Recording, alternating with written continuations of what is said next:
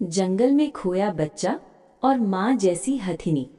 घने और रहस्यमयी जंगल के किनारे बसे एक छोटे से गांव में विक्रम नाम का 7 साल का मासूम बच्चा रहता था। विक्रम बहुत जिज्ञासु था। उसे पेड़ों, चिड़ियों और जानवरों से बहुत लगाव था। उसकी माँ अक्सर उसे समझाती, बेटा जंगल के अंदर अकेले मत जाना। लेकिन एक दिन गांव के पास मेले का आयोजन था।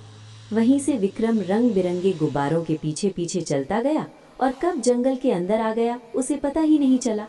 थोड़ी देर बाद जब उसने पीछे मुड़कर देखा, ना मेला था ना लोग, सिर्फ ऊंचे पेड़ और अजीब आवाजें। विक्रम डर गया। उसकी आंखों से आंसू बहने लगे। माँ, वो रोने लगा। अचानक जमीन हिलने लगी। धम धम। झाड़ियों से एक विशाल हथिनी बाहर आई। उसके साथ एक छोटा सा हाथी का बच्चा भी था। विक्रम डर से कांप गया, लेकिन हथिनी की आंखों में क्रूरता नहीं, ममता थी। उसने अपनी सूंड से धीरे धीरे विक्रम के सिर को छुआ, जैसे कोई माँ अपने बच्चे को सहला रही हो।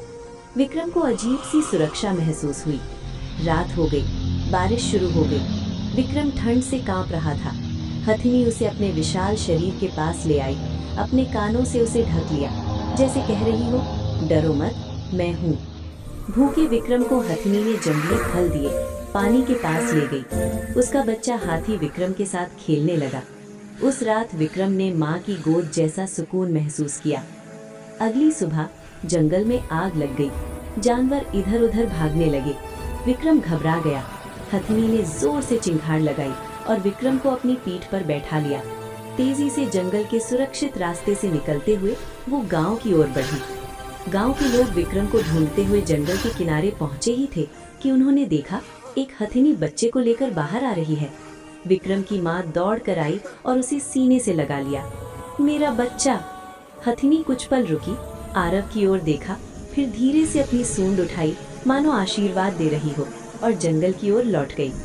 विक्रम ने सीखा, माँ सिर्फ इंसान ही नहीं, जानवर भी ममता जानते हैं। जंगल खतरनाक हो सकता है, पर प्रकृति दयालु भी होती है। हर बच्चे को अपनी माँ की बात माननी चाहिए। आज भी जब विक्रम जंगल की ओर देखता है, उसकी आंखों में एक सवाल होता है, क्या वो माँ जैसी हथिनी मुझे याद करती होगी?